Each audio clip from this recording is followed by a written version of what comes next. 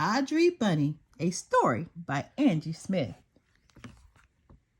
The little bunny looked up from the bottom of the big dark barrel. She wondered if she could ever be chosen. Months had passed as Bunny had waited and watched and waited. She was once one of 12 bunnies, but now there were only 2. A few days earlier, a little girl had come into the shop, and Bunny had tried as hard as she could to look perfect. For a moment, the little girl had looked right at her and even had said something to her mother. But the bunny couldn't understand. Then the little girl left, and the bunny knew why. Bunny wasn't like the other bunnies. She had a smudge right over her heart. What little girl would want a messed up toy? The mark had been there for as long as Bunny could remember, and she knew it wouldn't come off. Other children had tried to remove it. When they had saw that they couldn't, they would set her back down and choose another toy. What happened to bunnies that weren't never chosen? Did they live in the barrel forever? Just then, the shop's door chime rang. "Hello, may I help you?" the shopkeeper asked. "Yes, ma'am. Today is my birthday and I'm here to choose a toy. May I take a look?" "Of course." She pointed to Bunny and the other toys where the other toys were located. Bunny peeked over the animals in the barrel. It was her. It was the same little girl from a few days ago. She straightened her ears as high as they would go and squeezed her eyes shut as the little girl walked in her direction. She was too nervous to look. Could today be the day that she got picked? She felt the girl's warm hands touch her ears. Then she remembered her mark. She couldn't let the little girl see that she was messed up and not so perfect. As Bunny was lifted out of the barrel, she let her arm fall just so she could cover her mark. "This is the one. This is the bunny I want for my birthday." She hugged the bunny to her chest, and Bunny loved her right away. "May I have her, Mother?" Mother nodded. "Oh, what shall I call you? Or do you prefer Bunny?" Carolyn giggled. Bunny considered the question. She never dreamt that she would have a real name. "I know, I will call you Audrey. It was my grandma's name, and I always thought it was perfect. Audrey Bunny."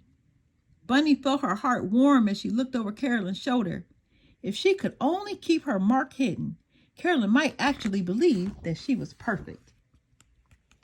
That night, when it came time for stories and warm milk, Carolyn hugged Audrey tight and tucked her into the covers. As soon as Carolyn went to brush her teeth, Audrey pulled them up just a little higher to cover her mark. When the lights went out, Carolyn smiled. "I love you, Audrey Bunny." "Oh, sweet Caroline," Audrey thought, "I love you too." "Wake up, Caroline," Mother called. "Today we are going to the lake." "Oh, Audrey, you will love the lake. We will have to find you a beautiful swimsuit." Carolyn smiled and ran to change. "Oh no, my mark," Audrey thought. "Well, you silly thing," Carolyn exclaimed when she came back. "How did you manage that?" She bent low and scooped up Audrey, kissing her as she tucked her into the bag. Audrey's secret was safe for today. Carolyn made Audrey feel like she was alive. Every day, Carolyn would watch Audrey through the window, through the big yellow stop, out in the front again. She felt her heart get warm as the footsteps came closer up the stairs until the doorknob turned. Then they would play. Sometimes they had tea, some days they read books, sometimes they played dress up. They could be nurses, ballerinas, or adventurers, but it was always just the 2 of them. "I love you, Audrey Bunny," Carolyn whispered. "And I love you too, sweet Caroline," Audrey thought. One afternoon, Carolyn propped Audrey up on her bed and smiled big. "Tomorrow will be a special day," Carolyn whispered to her. "You won't stay home with Mother. You will go to school with me and meet my friends," Audrey listened. "It is called Show and Tell." Carolyn rubbed Audrey's bunny ears. Audrey had never met Carolyn's friends before, and it might be exciting to ride that big yellow bus. You're late, Mother called. Hurry and get up, Caroline. Oh dear. Caroline jumped up out of the bed and scrambled to find her clothes. She ran to the bathroom and brushed out a few tangles before her mother called again. Caroline, the bus is coming. Audrey sadly watched Caroline jump down the hallway while trying to put on her shoe. It was show and tell day, and Caroline had forgotten her. Suddenly, Audrey heard footsteps coming back again, running up the stairs, down the hallway, and there she was. Caroline pulled Audrey from the covers and held her close. For a moment, Audrey felt relief, but it didn't last long. As Caroline tucked Audrey into her backpack, she remembered, my mark! There is nothing to cover my mark. Audrey watched the house get smaller and smaller as Caroline walked down the sidewalk and up the stairs of the bus. Caroline took her seat beside a bubbly little girl. Not until we get to show and tell, Caroline said, closing the zipper on her backpack. The little girl giggled with excitement, but Audrey began to cry. Audrey wiped at the smudge. Why couldn't I be perfect?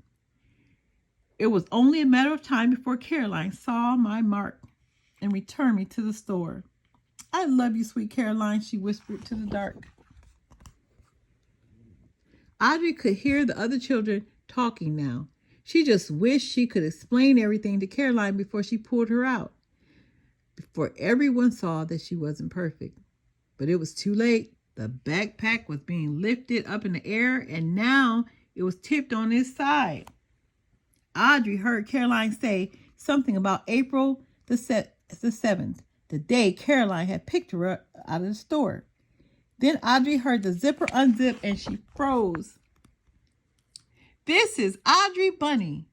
With warm hands around her ears, Audrey was pulled high in the air. It reminded Audrey of her first day with Caroline, those hands lifting her out of the barrel. The kids were all staring at her. I see it, a boy in the back exclaimed. I do too, said another. May we look closely, a little girl asked. The teacher nodded, and they all gathered around Audrey. The mark! Oh, it was terrible to be real. She would always love her Caroline, even from the bottom of that deep, deep, dark barrel. So your mother told you that if she meant to be yours, she would still be there, another girl asked, running her finger along the mark. Yes, and as soon as I saw her, I knew that she was my bunny. Oh, Caroline, if only you knew. Slowly and as tenderly as the first day, Caroline looked right into Audrey's eyes. Then she lifted up her bunny ear and whispered, I've always known, Audrey Bunny. The spot over your heart made you beautiful to me. Caroline's eyes glistened as she finished. I chose you, Audrey. I love you more than you could ever know. Audrey stared at Caroline and tried to take in her words. She didn't need the bandages or silly clothes to hide the mark. Those hands that had known all the while. It wasn't a secret she had to keep. It was the reason she was chosen to begin with. As the children finally made their way back to their seats, Audrey sat up taller than she had before. There would be no going back to the barrel. No more tears and no more hiding what made her different. Caroline loved her just as she was. Audrey smiled and rested her head on Caroline's shoulder. And I love you, my sweet Caroline. I praise you, for I am fearfully and wonderfully made. Wonderful are your works. My soul knows it very well. Psalms 139:14. The end.